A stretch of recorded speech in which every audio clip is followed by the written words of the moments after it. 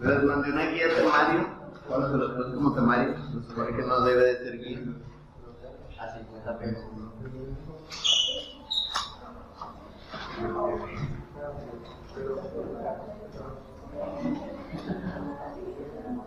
Ni sabía.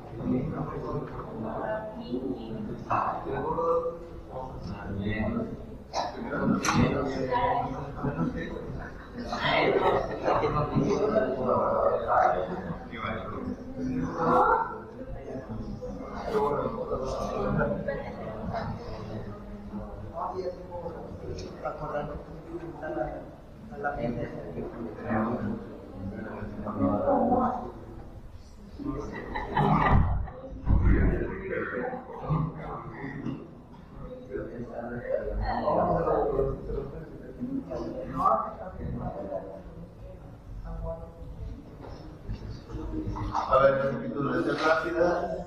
¿Cuál es la definición de biología? ¿La ciencia que qué? La ciencia que estudia los seres vivos. Ok, ¿cuál es la unidad básica de la vida según la biología? Ajá. ¿Qué funciones tiene la célula? Son tres principales. Más o menos sería la cuestión básica, pero dentro de la función biológica, ¿cuál es?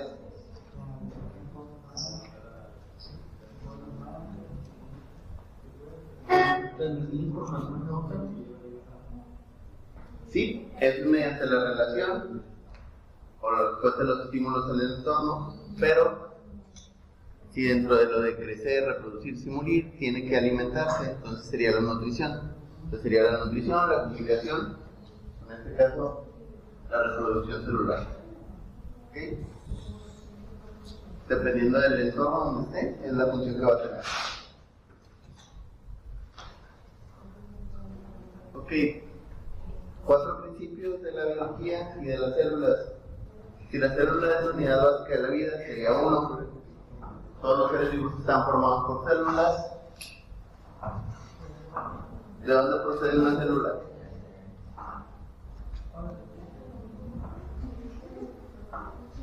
¿Salió de la nada o cómo? El espacio.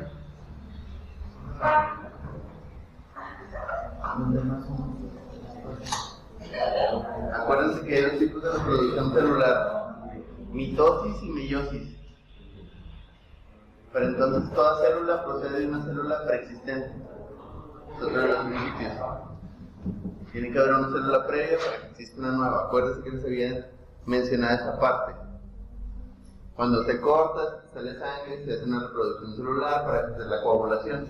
Por eso es que se hace sangre coagulada para que se regenere la célula. Es mediante división celular. ¿Qué tipos de célula hay? Hay 2 tipos.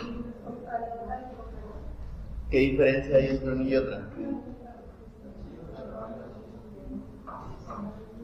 Procariota dice sin núcleo definido. Regularmente son bacterias. Es un organismo unicelular. La otra sí tiene núcleo definido y se reproduce constantemente. ¿Tipos de reproducción que tienen? Sexual o asexual, que serían mitosis y meiosis en el caso de la eucariota, y en el caso de la proeucariota es asexual, pero es por bipartición. Acuérdense que la bipartición es infecto a otra célula, le pasa un material genético y se replica dentro de esa misma célula. En el caso de las procariotas. En la eucariota se divide la célula y se genera una nueva, ya sea por mitosis o por meiosis. Y acuérdense que en una de ellas es la combinación de dos células diferentes para formar una completamente nueva. En este caso sería la reproducción sexual.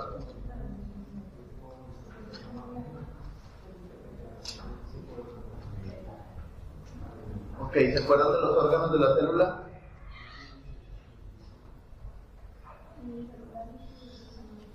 Ajá, pero ¿qué órganos tiene dentro? Por decir, ¿cuál es un órgano exclusivo de la procariota y cuál es un órgano exclusivo de la eucariota?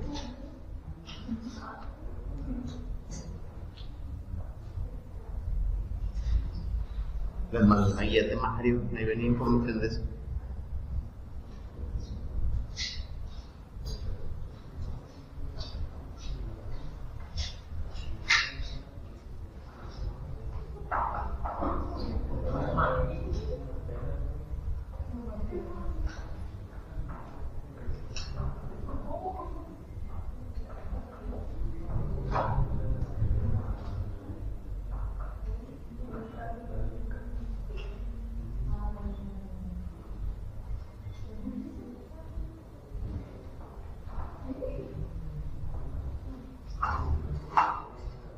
Hay unas colitas que tienen las procariotas que les sirven para desplazarse y otras que les sirven para cargar una célula nueva.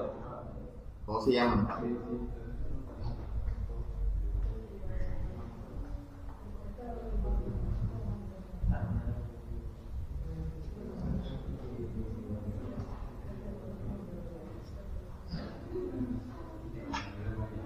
No sé el proyector.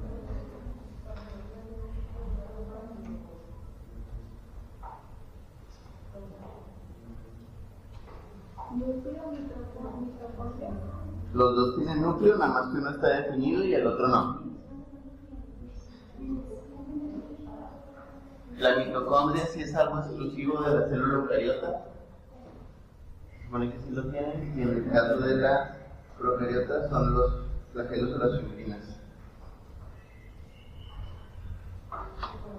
Miren, eso ya lo habíamos visto. Las mitocondrias son las centrales energéticas de la célula. ¿Qué varía? Que si son células animales o vegetales. Si son células vegetales, comparten con las células de la fotosíntesis, que son los cloroplastos, son las que permiten que almacenen energía solar.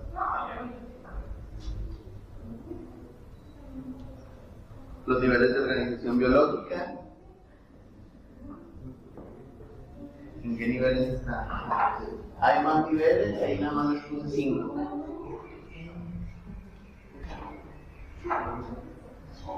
Serían en el caso del nivel celular. Arriba del nivel celular ya hablamos de más complejos, que hablaríamos de individuo pluricelular, población, comunidad, ecosistema y biosfera. Eso ya lo vamos a ver en la parte de ecología.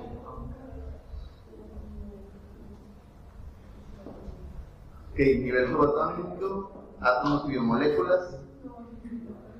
¿Y cuántas biomoléculas son? Que es donde vienen los carbohidratos, las grasas, los lípidos. A ver si me voy por mi vicio rápido, en lo que se acuerdan de ese nivel.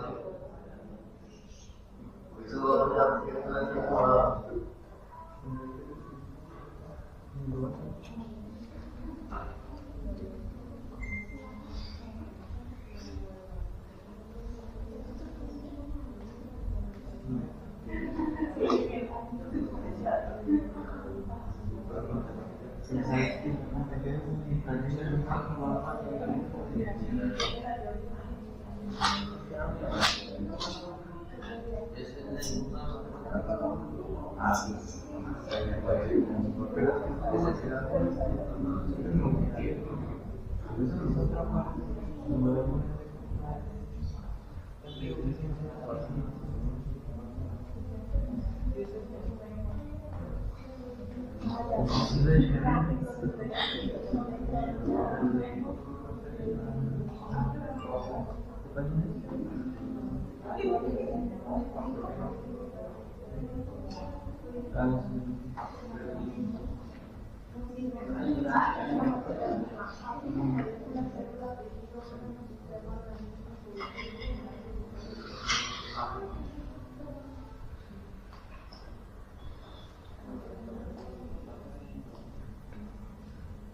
ver, ¿por qué están organizados en esos niveles?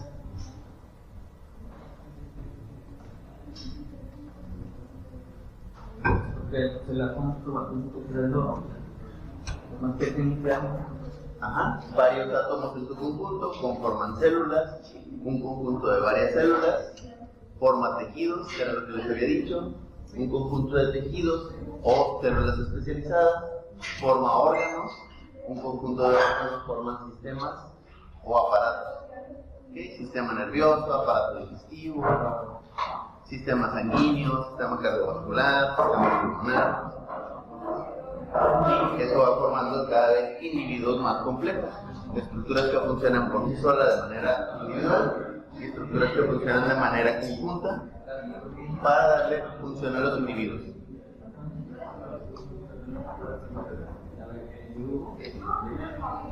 Ok, biomoléculas. Hay dos tipos de biomoléculas, inorgánicas y orgánicas. ¿Qué diferencia hay entre una y otra? Porque en la inorgánica está el agua y las sales, y el agua en teoría es orgánica.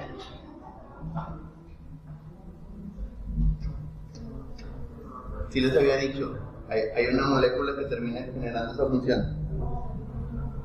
O mejor dicho, un compuesto químico.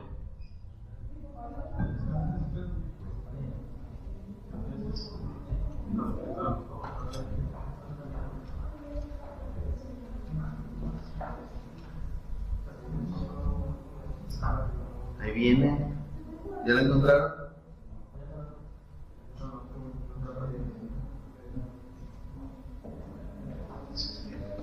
Ahí viene la información. ¿Por qué el agua es inorgánica?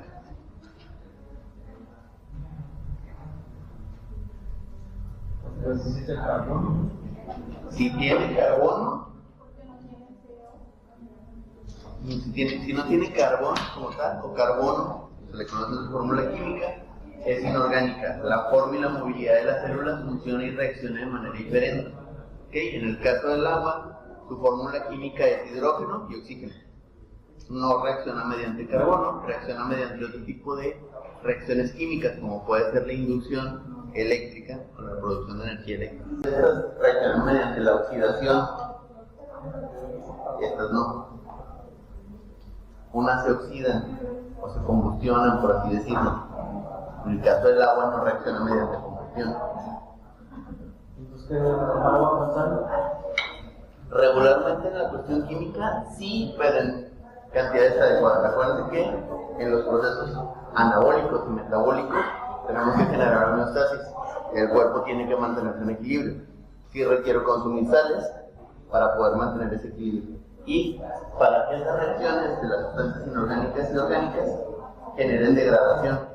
Acuérdense que yo ocupo degradar estas cuatro sustancias: los glúcidos, lípidos, proteínas y ácidos nucleicos. ¿Qué son los glúcidos? Ya les había explicado.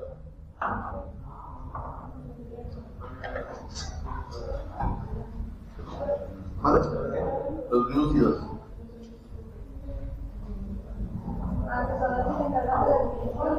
Ajá, pero ¿cómo es su nombre completo? ¿Cómo lo conocemos comúnmente? Regularmente, la glucosa. O la mejor conocida como azúcar. ¿Sí? Se encarga de, en algunos casos, en ciertas reacciones químicas con sustancias inorgánicas, poder producir o poder procesar dentro del cuerpo lípidos, proteínas y ácidos nucleicos. Acuérdense que les había comentado que muchas de estas sustancias, si no se oxidan dentro del cuerpo, se transforman entre sí. Hay grasas que se pueden convertir en azúcares, hay azúcares que se pueden convertir en carbohidratos y proteínas que en el proceso de almacenamiento o degradación dentro del proceso digestivo del cuerpo o en reacción con otro tipo de sustancias van a ir cambiando su estructura. Acuérdense, el principio general tanto de la química, la biología y la física, la materia no se crea ni se destruye, además se va transformando. En el caso de la biología, dependiendo de con qué reaccione, es en lo que se va transformando. ¿Ok? Clasificación de las biomoléculas. No tienen carbono, aguas y sales. Y orgánicas, glucosa, lípidos, proteínas y ácidos nucleicos. ¿Qué alimento contiene todos esos? ¿Cuál? ¿Qué alimento contiene estos dos? ¿Carne casada? La carne sin asar.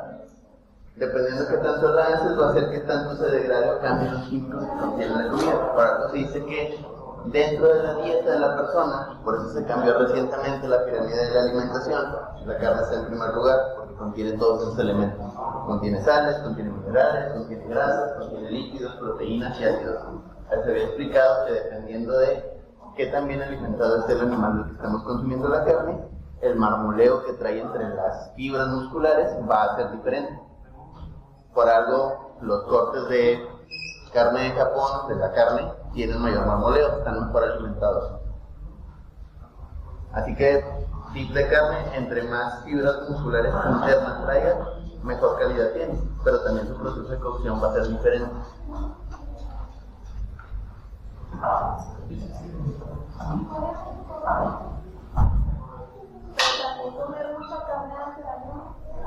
Ajá, por eso se debe tener cierto balance.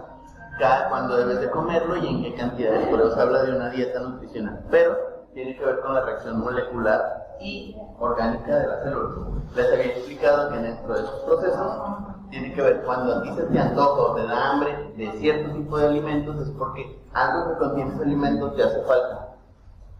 Por eso cuando empiecen con los, ay, se me antoja algo dulce, se me antoja algo salado, se me antoja una cerveza. Fuera de broma, ¿qué contiene la cerveza? Contiene cierta cantidad de carbohidratos de rápida digestión y contiene levadura y cebada. La cebada, mediante el proceso químico de la digestión, se convierte en azúcar, pero no te vas a ver azúcar mientras la consumes. Son, como les digo, porque se te antojan ciertas cosas, tiene que ver con esa producción del cuerpo y cuando necesita estar otra vez nivelado. ¿Y porque algunas personas comen los carritos de o se empieza a comer tierra? ¿Los qué?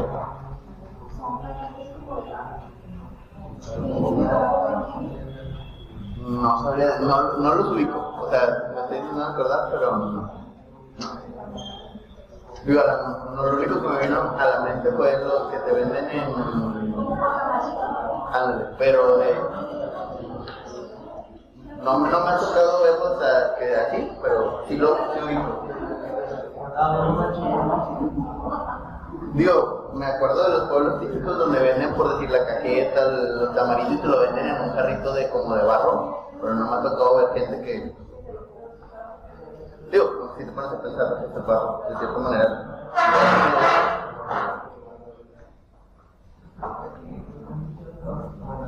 Pero bueno, puntos importantes en esta cuestión, va en ese punto del que se trata. Puntos importantes de las aguas y las sales.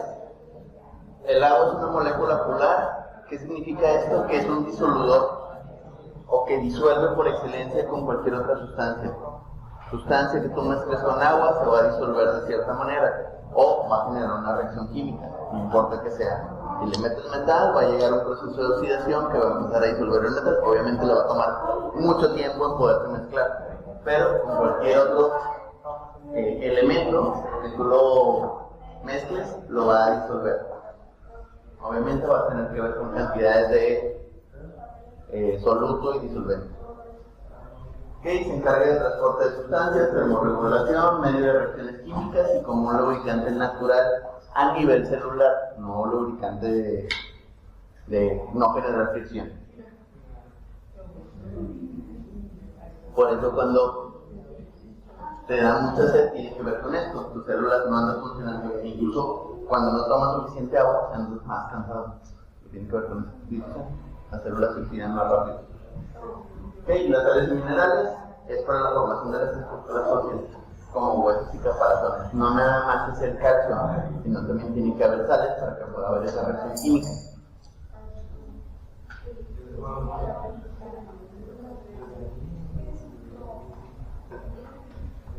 Y les había explicado ahí un poquito que el calcio, en el caso de los adultos, ya no estamos diseñados o a nivel digestivo a procesar en el caso de la lactosa de manera tan adecuada.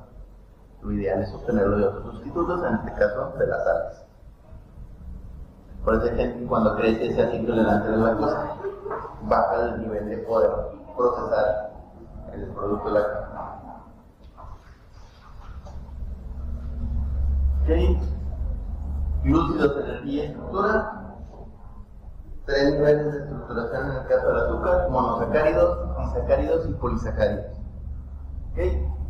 Fuente de energía rápida de los monosacáridos. Disacáridos es la sacarosa y la lactosa, se encargan del transporte y almacenamiento de las proteínas. En el caso de los primeros, oxidación rápida, reaccionan junto con los carbohidratos. En este caso, cuando uno es cansado, como dicen, bueno, déjame me como un chocolate. ¿Por qué? Porque contiene tanto azúcares como carbohidratos de rápida oxidación. Te dan ese ratito de que, ya me desperté, me volví a dar sueño. Por eso la combinación, como ejemplo en el caso de la cafeína. Pero tiene que ver, la pura cafeína por sí sola nada más mantiene activas las células por la producción de energía rápida. Tiene carbohidratos, pero son monosacáridos, o en el caso de ponerle azúcar, tiene que ver con eso, que dure más tiempo la reacción de mantenerse alerta.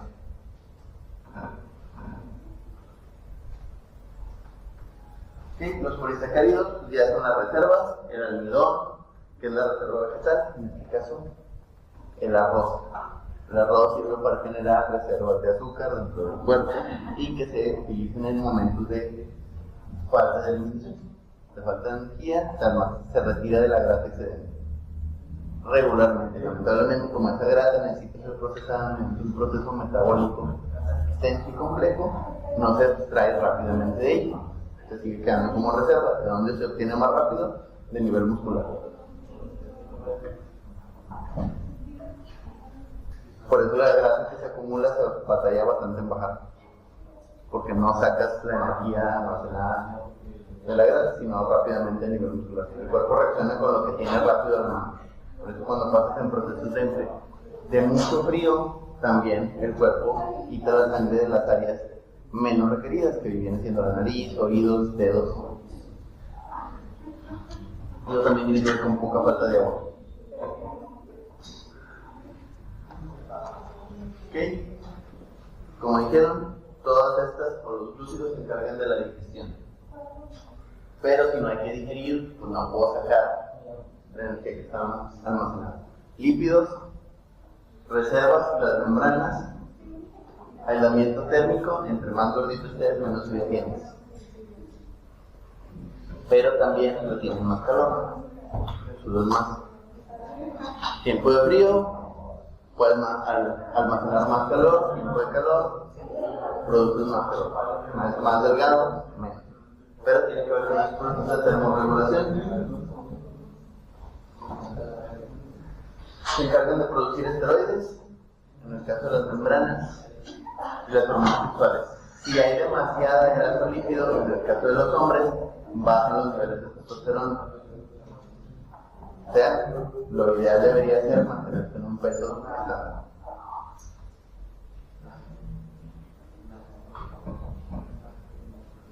Entonces, glúcidos, digestión, son 3 niveles: monosacáridos, disacáridos y polisacáridos. Acá los lípidos es la reserva y la membrana, son las mismas grasas, nada más que es una versión y ya se puede oxidar o utilizar de manera inmediata. Si se reserva, se convierte en grasas. Son los triglicéridos. Son insolubles en agua. Por eso cuestiones de nutrición, cuando les dicen toma mucha agua para bajar de peso, no siempre funciona así. Tienes que generar movimiento para oxidar.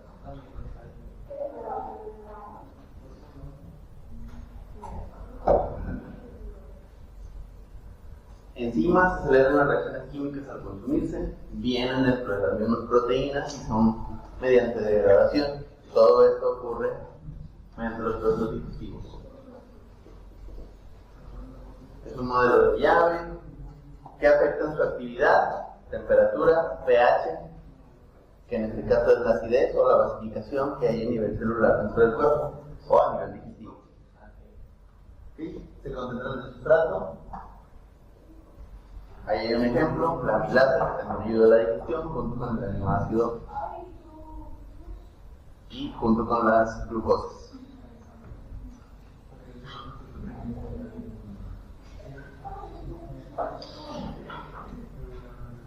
Tenemos dos ácidos nucleicos que hemos dicho que parecen trabalenguas. ADN, ácido desoxirribonucleico, información genética, cómo está estructurada la célula, qué tipo de células están, y es en una estructura de doble hélice, muy similar a la estructura que tienen las proteínas.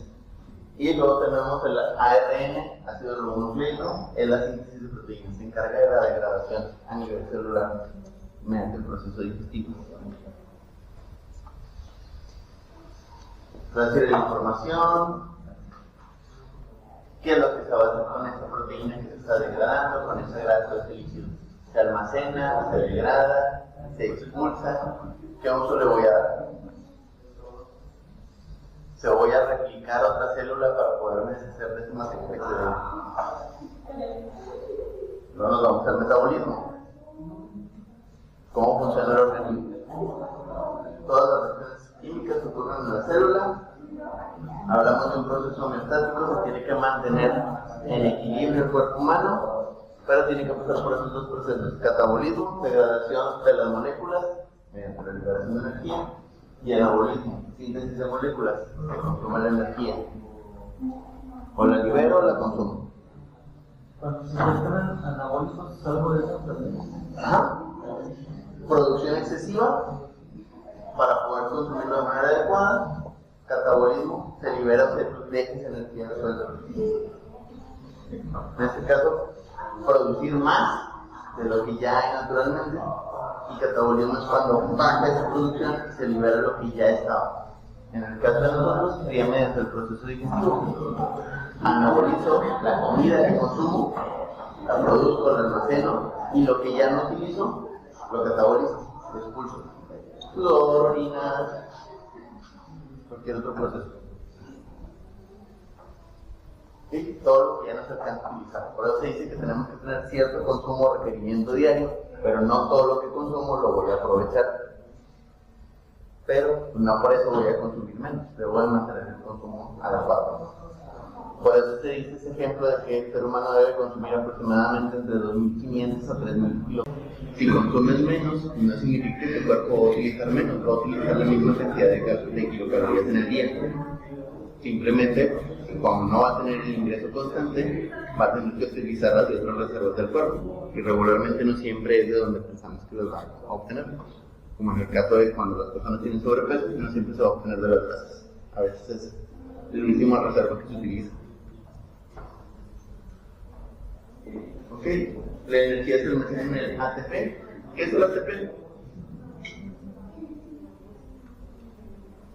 Ya lo tiene. Y si no lo tienen, lo buscan.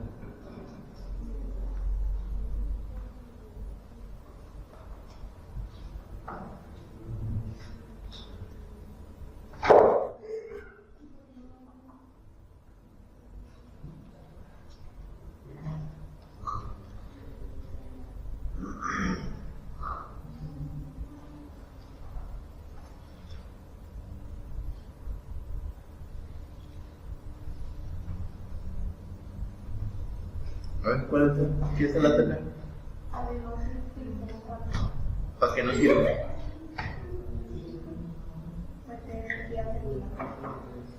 Ya sea liberándola o consumiéndola.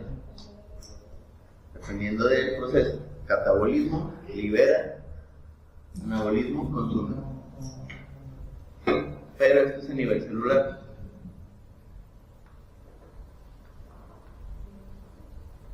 Ok, la respiración celular, obtención del ATP. proceso catabólico de degradación de glucosa para obtener energía. Acuérdense, todos son reacciones químicas. Esto es mediante respiración celular. La célula también respira así como nosotros. Cuando también hacemos el proceso respiratorio, quemo y desgasto energía. En el proceso de oxidación, acuérdense que la reacción del oxígeno y el carbono van generando esa combustión. Incluso para el proceso de respirar, ya estoy quemando calorías, estoy gastando glucosa, estoy gastando grasas, estoy gastando lípidos, estoy gastando y degradando proteínas. Pero dependerá qué tan bien tengo ese metabolismo, porque hay gente que incluso se cansa hasta de respirar. Pero tiene que ver con... ¿Mande? Ajá, pero tiene que ver con esos niveles de proceso de que a nivel pulmonar ya hay un desgaste. Ok, 3 ciclos que revisan ustedes, que es la glucólisis, que es el ciclo de Krebs, y cómo se encarga de transportar los electrones. ¿Qué es el ciclo de Krebs metabólico?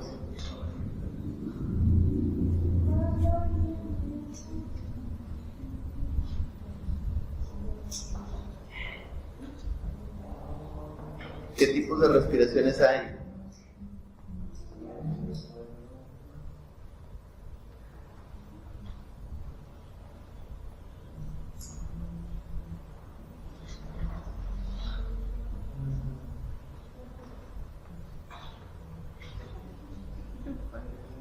Pues inhalar y exhalar. No, ahí hay una. Aerobia. O anaeróbica.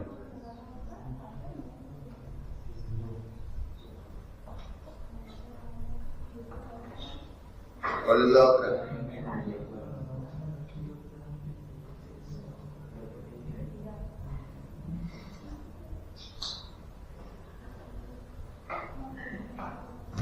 No todas las respiraciones requieren oxígeno, ¿eh?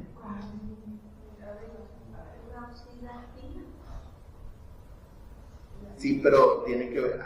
Hay una que se llama aerobia y otra que se llama anaerobia. Una requiere oxígeno y la otra no. Por decir, los peces, ¿es respiración aerobia o anaerobia?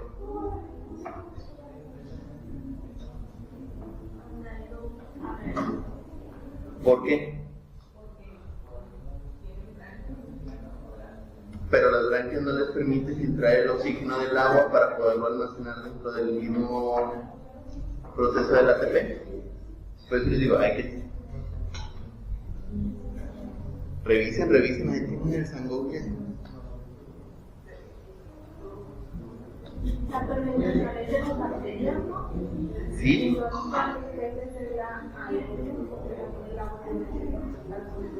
Exactamente.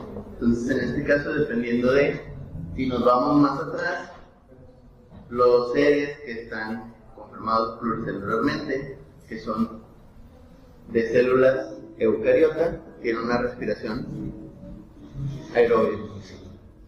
Las procariotas, anaeróbicas. Ok, nada más para que vayan relacionando. Pueden venir preguntas de ese tipo, como les digo.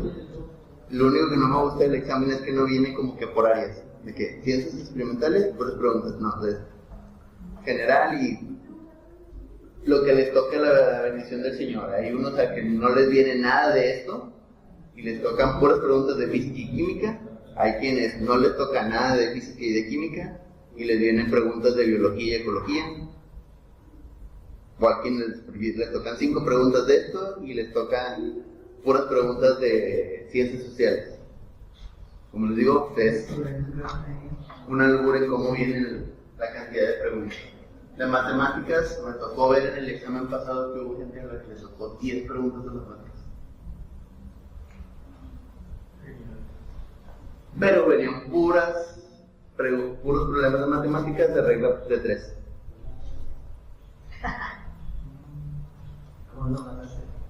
¿Venían puros de regla de 3? Pues regla de 3 simple.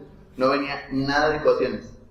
Hubo quien sí le tocó más de 30 preguntas de matemáticas, pero le tocaron puras ecuaciones lineales. No le tocó nada de regla de 3. Puras ecuaciones lineales. No le tocó nada de vectores, ni de perpendiculares, ni le tocó sistema Gauss. No sé si lo vieron aquí, lo del sistema Gauss. Por eso les digo, tomen la información así como que general, tengan como que su glosario así extenso, y como les digo, si les toca, qué chido, si no les toca, pues esperemos que lo que les toque sí lo hayan tenido anotado y sí lo tengan presente.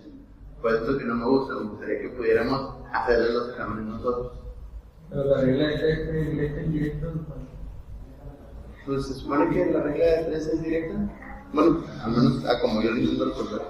No me gusta el método indirecto porque a veces te da errores sistemáticos. Por decir algo que resolverías de manera lógica, regla de 3 indirecta, te da un resultado que no tiene probablemente nada que ver. que la regla de 3 es, puede ser una parte directa, otra parte indirecta y otra parte indirecta. O sea, Pues mejor me voy por la lógica matemática. Pero independientemente uno aprende. Tío, es como si me preguntas cuántas veces he utilizado el trinomio cuadrado perfecto. Pues muy pocas veces, ¿verdad? Ahí está.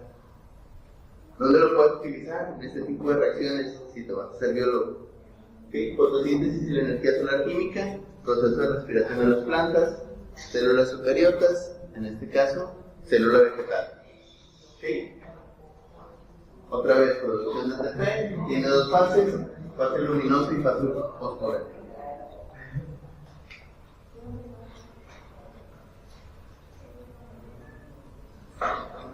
Fase luminosa, ¿cómo va a venir la pregunta? ¿De qué se encarga la fase luminosa de la fotosíntesis? Producir ATP. ¿De qué se encarga la fase oscura o ciclo de Calvin? Producir glucosa. Como les digo, puntos así súper específicos, no se vayan a... ¿Qué es el proceso de Calvin? ¿Qué es el proceso de Calvin? Una fase de la fotosíntesis que se encarga de la producción de glucosa dentro de la planta, la fase luminosa, la producción del ATP. ¿Qué es la fotosíntesis? Es el proceso de asimilación de la energía solar de la planta.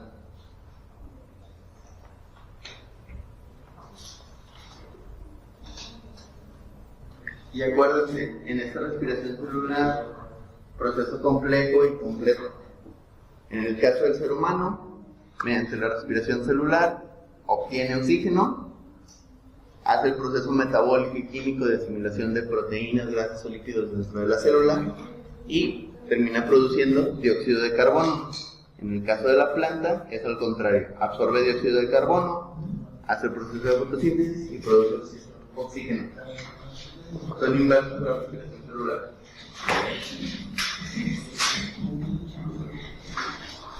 Genética y herencia. Si hablamos de reproducción sexual, en el caso de las células, habíamos dicho que toda célula viene de una célula precedente. Hay una célula previa que ya tiene esa información y desde esa información genética va a pasar a la siguiente generación. Ejemplo en este caso, los procesos metabólicos del sistema defensivo del ser humano.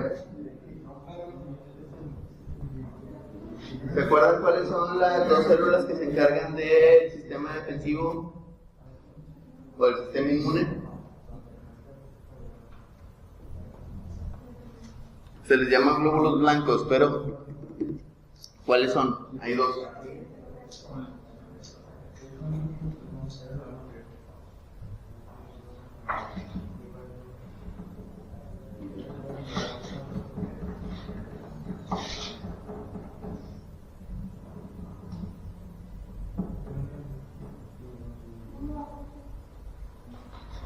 Es nomás para dar un ejemplo de cómo se da esa información genética y esa adaptabilidad.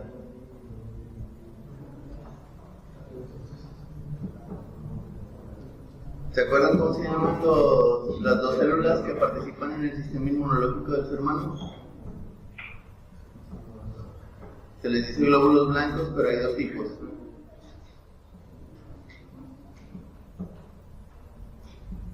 ¿No? ¿Nadie?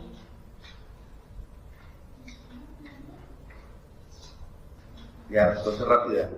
Linfocitos T y linfocitos B. ¿Okay? Unos son más agresivos que otros. En el caso de los linfocitos B, es el sistema de defensa principal. Cuando llega un organismo extraño dentro del cuerpo, los primeros linfocitos se encargan de atacarlo, analizarlo regularmente, morir en este intento, pero esa información genética de los que sobreviven pasa al siguiente linfocito. Entonces cambia esa estructura para poder reaccionar y combatir esa enfermedad. Por eso entras en los procesos de que te da fiebre, te sientes mal, se eleva la temperatura, pero es para producir esos cambios a nivel genético dentro de ese linfocito B para que pueda reaccionar a nivel celular. Por eso cuando te ponen una vacuna para inmunizarte, a veces tienes la reacción de que te da fiebre, te da la cabeza, pero es el cuerpo reaccionando al químico de la bacteria, la sustancia inactiva, para que pueda producir esa estructura específica del linfocito B que pueda reaccionar a esa enfermedad.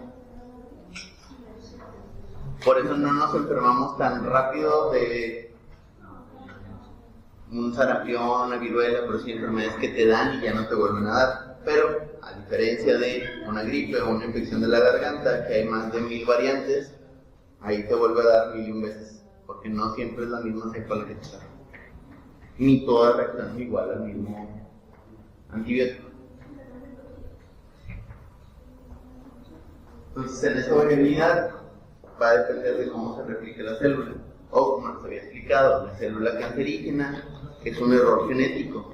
Se reproduce y esta es información errónea dentro de la célula.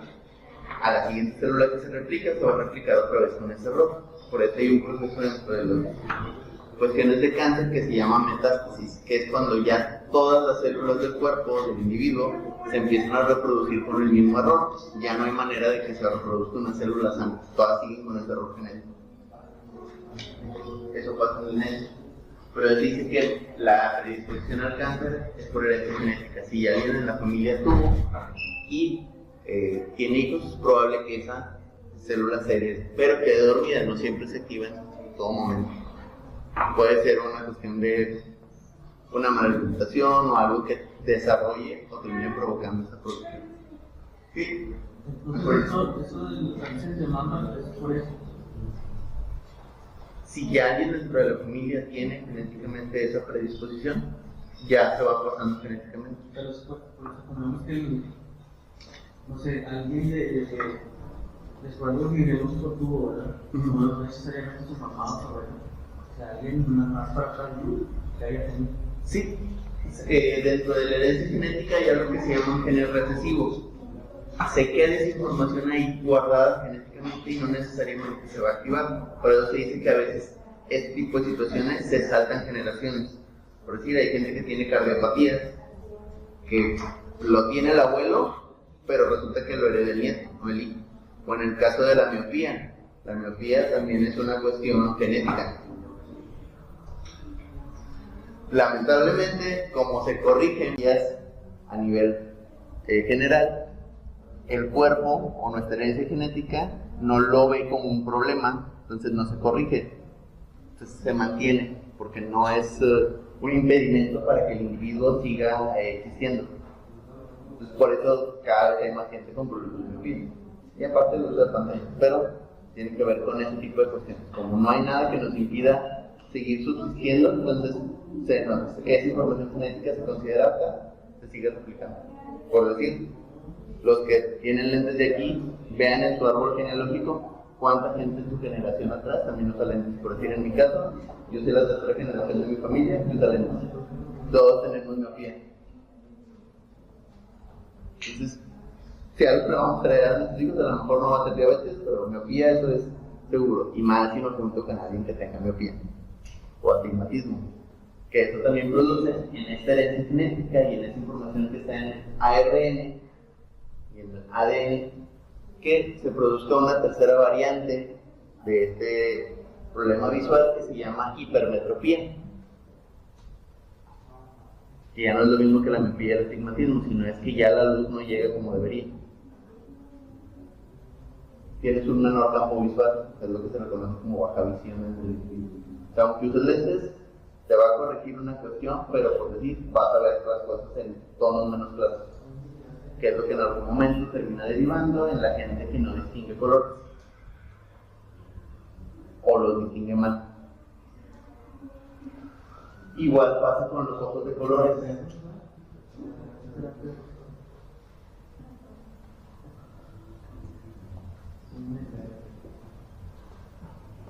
Ok, aquí están donde se localizan cada uno de estos. El ADN es el núcleo, es la información celular.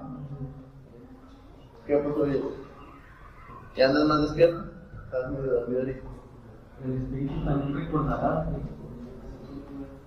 Si nos ponemos filosóficos, ¿Será reciclable? si nos ponemos filosóficos, tal vez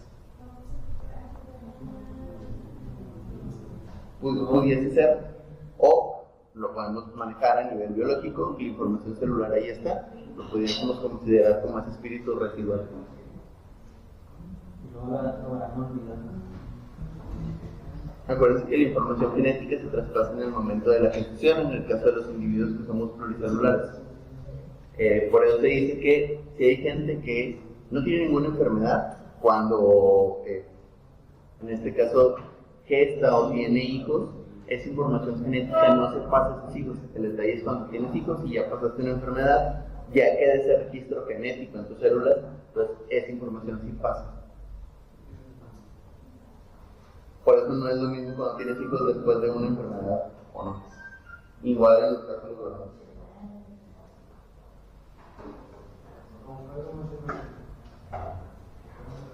¿Qué? Gen y cromosoma. ¿Cómo está organizado el ADN? En el gen está toda la información para fabricar una proteína. Es la unidad básica del ADN. ¿Qué se va a pasar? ¿Qué información va a ser activa o cuál va a ser información residual? Que es el cromosoma y la estructura formada por el ADN. Tiene 46 cromosomas o 23 pares. Y entonces está la información general del individuo. Estatura, color de piel, tipo de cabello, si vas a ser alto, si vas a ser bajito, si vas a tener problemas del hígado, del corazón, de la visión o cualquier otra cuestión, está dentro de la información cromosómica, ya sea que se vaya a potenciar, dependiendo con quién se vaya a reproducir o con quién se vaya a reproducir la célula o no. ¿Sí? Y el cariotipo es con que se ordena cuál va a ser el gen dominante y cuál va a ser el gen recesivo. Como les digo, los ojos de color en el caso de los individuos es un gen recesivo, no es un gen dominante. Porque los ojos de color dentro del individuo es una falta de producción de melanina dentro de la iris ocular. O igual que la gente que es albina.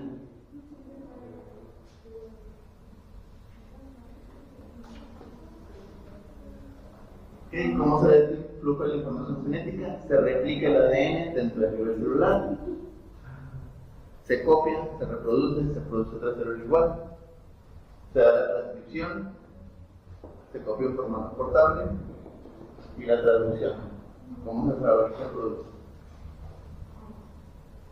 ¿Sí? Esto es el nivel de mitosis dentro de la misma célula. Células del hígado van a producir más células del hígado, células de la piel, más células de la piel, células del cabello. Describe la información tal cual, va a producir más de lo mismo. La cadena original sirve como molde para la nueva. ADN helicasa y polimerasa son los tipos de ADN. Separa y rompe cadenas, duplica, añade nucleótidos complementarios y se replica de manera similar. Va a ser exactamente una copia de la célula original.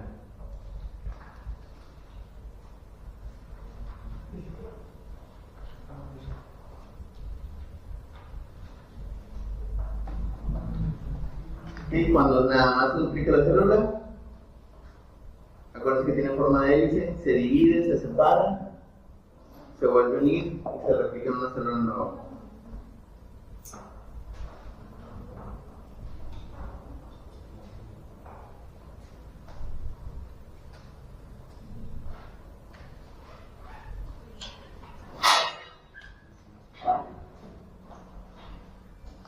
Acá en el caso de la eucariota hay un proceso más largo, pero mitosis y meiosis no nos veamos tan complicados.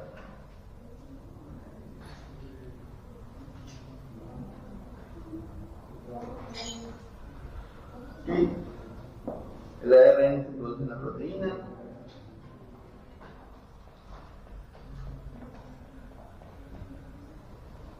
Dependiendo de en qué grupo se va a organizar, van a formar una cadena. Hay algo que dentro de este proceso del ARN de la proteína llega a unos núcleos que se llaman codones. Esa información no viene, no es necesario que entremos tanto, sino es mediante este proceso se transforma el ARN y se producen proteínas.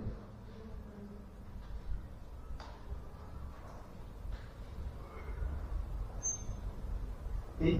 Ya este código genético, donde va toda esta información del ADN, se va a replicar en casi todos los organismos. Todo se va a dividir el código genético, se va a replicar en una célula, ya sea mediante, en el caso de los procariotas, infectando otra, pero replicando su misma cadena de ADN. Y dependiendo del aminoácido, va a replicar de manera copiando la información principal o no. Luego nos vamos a los principios de la herencia. Mendel, que ahí hablamos de eucariotas. ¿Cuándo se mantiene esa herencia y cuándo no? Hay una ley de uniformidad, ley de segregación. Cruzas dos razas puras para producir un híbrido. Mantienes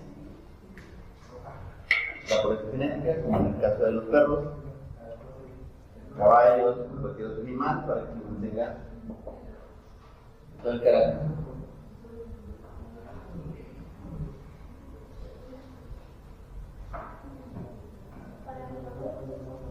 O por segregación, separas durante la formación de los gametos, cada gameta lleva un alelo para cada carácter. Genes principales, genes recesivos. ¿Cuáles van a ser los que se van a unificar y cuáles son los más fuertes? Se segregan los que no se consideren fuertes a nivel celular. Por eso, se supone que en el caso de los seres humanos, dentro de la reproducción nos reproducimos con seres similares. En este caso la parte evolutiva va cambiando. Pero si éramos estos vivos, ¿cómo cambió el cerebro? Mediante adaptación. Acuérdate que la información genética que vas tú aprendiendo se hereda a la siguiente generación, se queda en el código del ADN. Mediante este proceso de replicación, la siguiente generación en teoría debe de volverse más apta. Por eso llega en esa cuestión evolutiva. Pero no veo. Por ejemplo, en este punto de transmisión independiente, que en la cuestión de los genes y la inteligencia. Ahora se creen perros. ¿Sí sabías cuánto tiempo vive un pulpo? ¿Vale? El pulpo en general, ¿sabes cuánto vive un octópodo? Viven aproximadamente unos 3 años. Pero un octópodo es de los animales que pueden generar mayores rasgos de inteligencia. El detalle es que sus procesos reproductivos ocurren en su juventud, cuando todavía no desarrollan rasgos suficientemente inteligentes. Entonces, en esta variabilidad genética, cuando ellos pueden pasar esa información de todo lo que aprenden, ya no están en edad reproductiva. Por decir, se ha sabido que los pulpos encuentran maneras de hacer cosas que a nosotros nos tomó más tiempo, por decir, abrir frascos, conocer pasajes, resolver laberintos, tomar cierto tipo de decisiones, pero cuando desarrollan esa habilidad cognitiva que se queda en información genética, ya no son reproductivos, regularmente entran en los procesos donde todavía no pueden llegar a ese aprendizaje. En el caso de los seres humanos, entre más tiempo pasemos, por eso dice, si tienes un hijo a cierta edad, probablemente va a tener mayores capacidades cognitivas que si lo tienen muy joven. O sea, mayor desarrollo cognitivo tengas tú como individuo, mayor desarrollo cognitivo va a tener tu descendencia.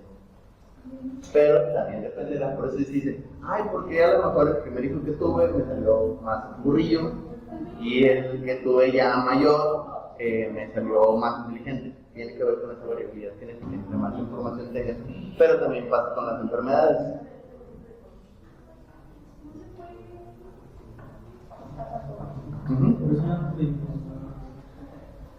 No, yo sí quiero tener como que no. ¿Alguien le ocupó el dato que haga? ¿Alguna víctima?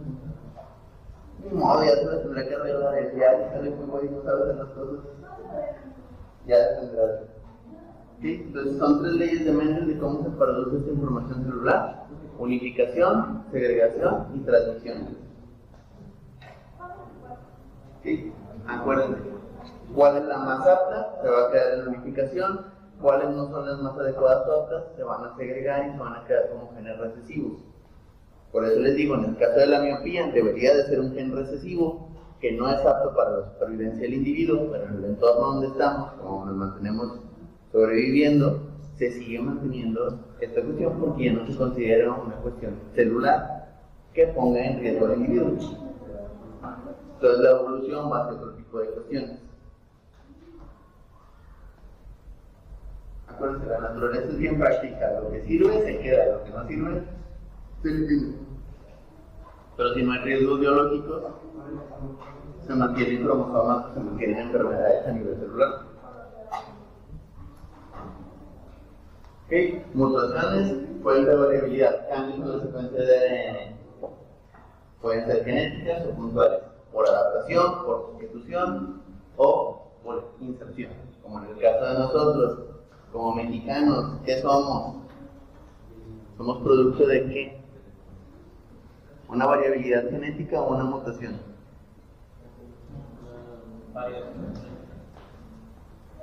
Variación y mutación, entraríamos en las dos. Variación, ¿por qué? Por el entorno, no somos netamente, ahora sí que mexicanos, pero tampoco somos netamente de herencia europea, somos una mezcla o somos un mestizaje. Dentro de esa mutación se da esa variabilidad. ¿Cómo se da esa cuestión cromosómica? Por eso tenemos esa variabilidad de estaturas tan marcada aquí en el entorno. Porque hay un güey moreno, alto, de más de 1,80 m, como porque también hay gente de menos de 1,50 m. Es esa variabilidad genética dentro de esa cuestión genómica que se mantiene y que no. Si afecta el número de cromosomas, se puede dar un síndrome de Down, que afecta más cuestiones. Ese cromosoma extra debería de tener mayor adaptabilidad. Sí y no, porque a nivel cromosómico, al haber una información adicional, no se compila bien a nivel. Haz de cuenta que esta sección de cromosomas es como si fuera una computadora. Tiene un código, le agregaste algo además para que haga algo adicional que no estaba programado, entonces la información no sabe cómo procesarla. En el caso de una errónea de una célula adicional, se vuelve un gen recesivo. Debería ser una adaptabilidad a nivel genómico, pero dentro de la utilidad en el día a día no es así.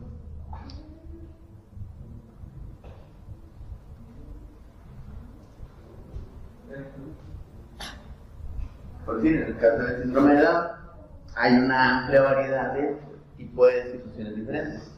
¿Por qué? Porque hay gente con síndrome de Down que se llama síndrome de Down mosaico, que tiene que ver con estos fuentes de variabilidad genética, donde no tiene ninguna característica física del síndrome de Down, pero mantiene las cuestiones cognitivas mermadas.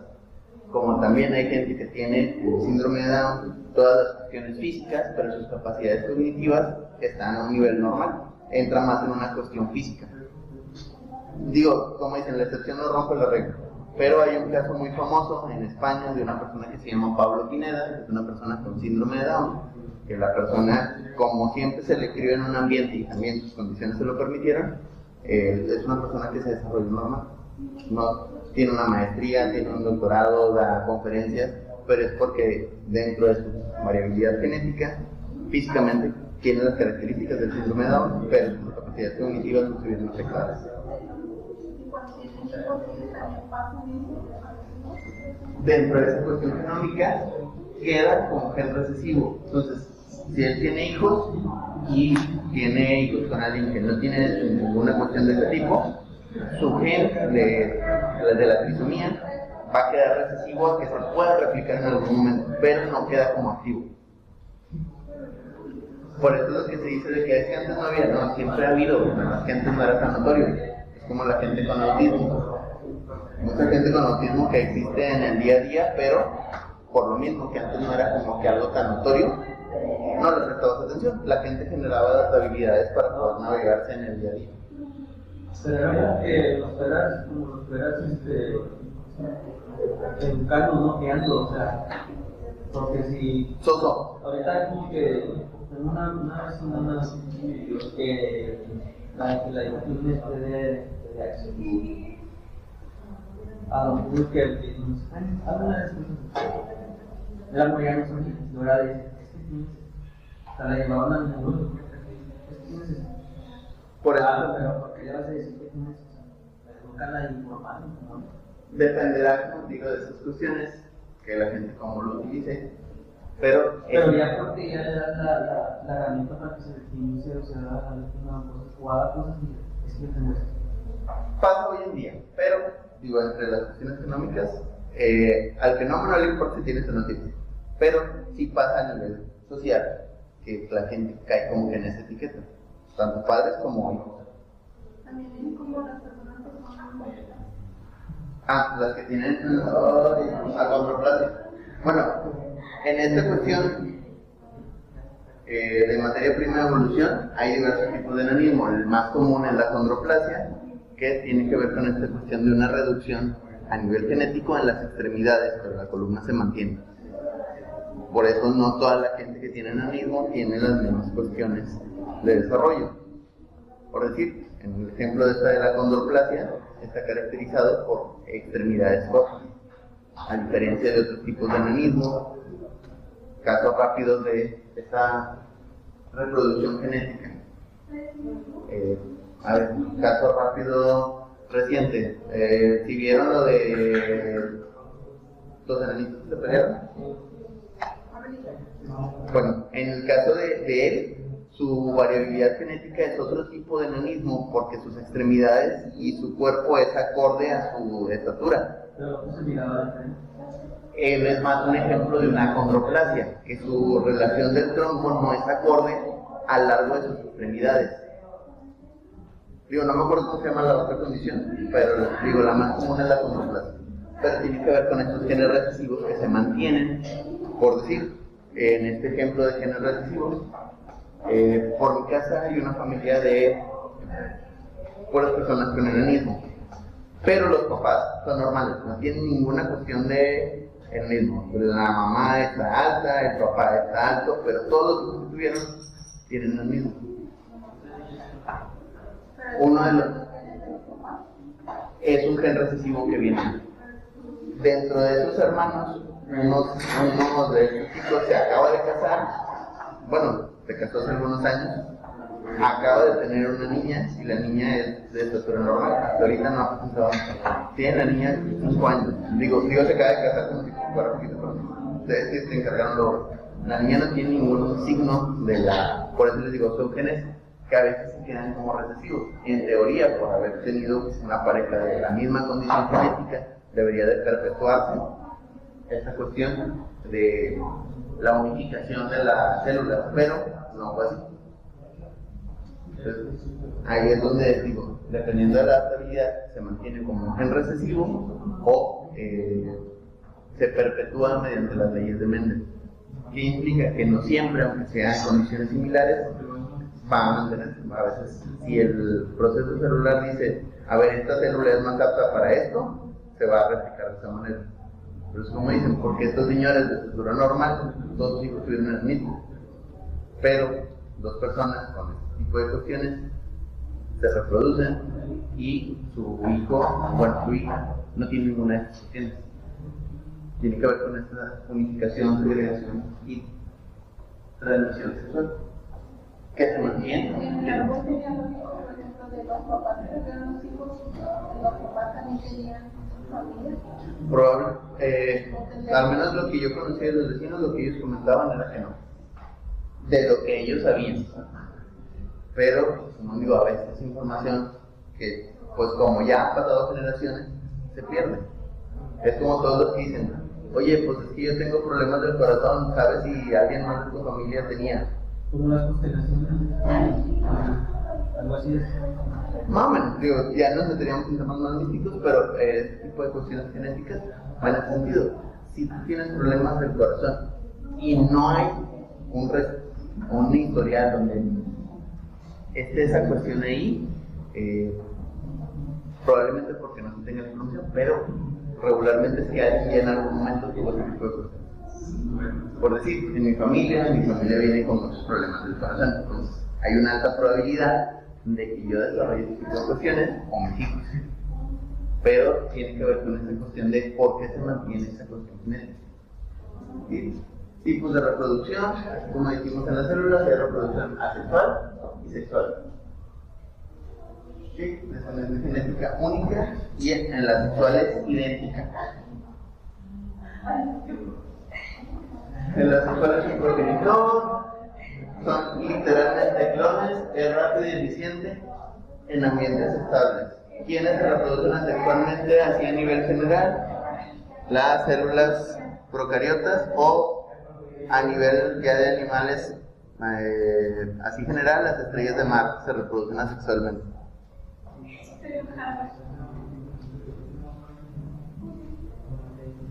¿Sí? ¿Cómo se da? Por bipartición, se dividen en dos, bacterias y protozoos, gemación, yema que se separa, levaduras seguidas, en este caso las bacterias, como el proceso de fermentación, es un proceso de reproducción sexual, esporulación, las plantas generan esporas y ya sea que se transportan mediante los procesos de polinización, ayudado por las abejas o otros animales o insectos, fragmentación, el cuerpo se fragmenta y cada fragmento genera otro individuo, en el caso de las estrellas de mar, es un ejemplo, plantas, y hay ciertos insectos que también les pasa lo mismo. Hay unas lombrices que si tú la partes, en lugar de que digas, pues, ya la parte de la mitad, se generan dos.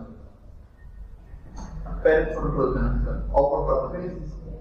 Se desarrolla un óvulo no fecundado, en el caso de las abejas, y tiene que reproducirse por algo más. ¿Se va a quedar hasta los 12? No, ya. Los símbolos